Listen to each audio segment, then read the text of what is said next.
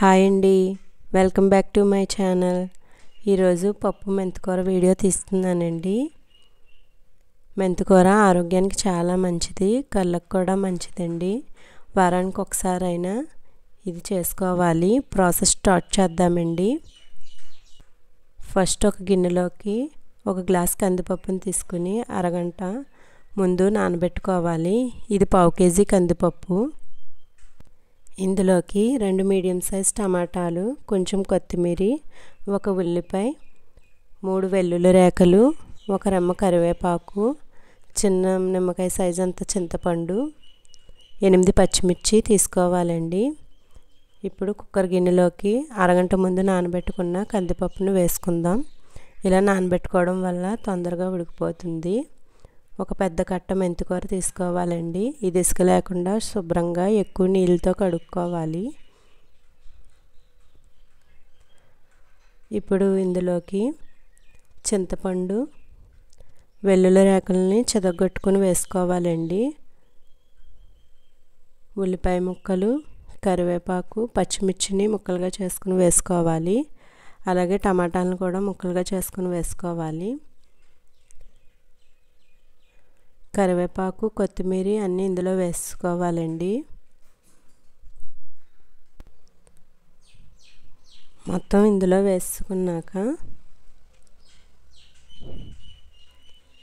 ఇప్పుడు ఇందులోకి 1/2 స్పూన్ పసుపు, 2 స్పూన్లు కారం, 2 గ్లాసులన్నర నీళ్ళు వేసుకోవాలండి. 1 గ్లాస్ కందిపప్పుకి 2 గ్లాసులన్నర నీళ్ళు అయితే సరిపోతాయి. వేసుకొని ఇప్పుడు కుక్కర్ మూత పెట్టుకుందామండి. పెట్టుకొని ఇప్పుడు స్టవ్ ఆన్ చేసుకుని విజిల్ పెట్టుకుందాం. 7 విజిల్స్ వచ్చేంత వరకు విజిల్స్ వేయించుకోవాలండి. 7 విజిల్స్ అయితే బాగా మెత్తగా ఉడికిపోతుంది. చూడండి, బాగా మెత్తగా అయిపోయింది. ఇప్పుడు ఇందులోకి సాల్ట్ వేసుకుందామండి.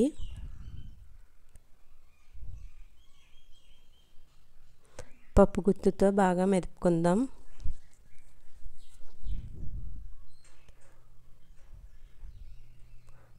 పప్పు గుత్తుతో వేడిగా ఉన్నప్పుడే పప్పు అంతా మెదుపుకోవాలండి.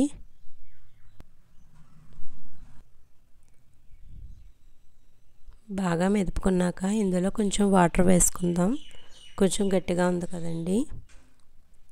వాటర్ వేసుకున్నాక మొత్తం అంతా ఒకసారి కలుపుకోవాలి.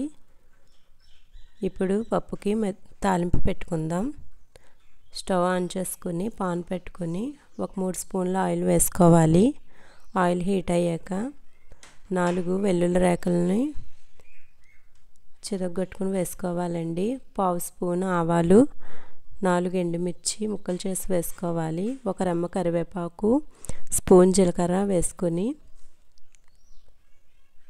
వేయించుకోవాలి. ఇలా వేగినాయి కదా. ఇప్పుడు ఇందులో ముందుగా మెదుపుకున్న పప్పు మెంతికూరను వేసుకుందామండి. చాలా టేస్ట్గా ఉంటుంది పప్పు మెంతికూర.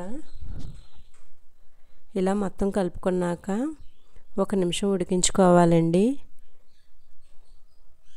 ఇలా ఉడికించుకోవడం వల్ల టేస్ట్ అయితే చాలా బాగుంటుంది. లాస్ట్లో కొత్తిమీర చల్లుకొని దించేసుకోవడమేనండి. పప్పు మెంతికూర రెడీ.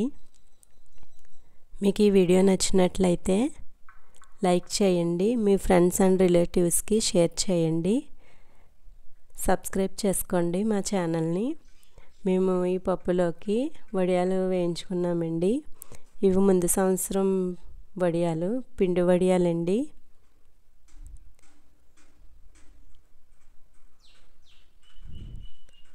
పప్పుకి వడియాలు అంటే టేస్ట్గా ఉంటుంది కదా. మీరు తప్పకుండా పప్పు మెంతికూరని ట్రై చేయండి. ఎలా వచ్చిందో కామెంట్ చేయండి. Thanks for watching.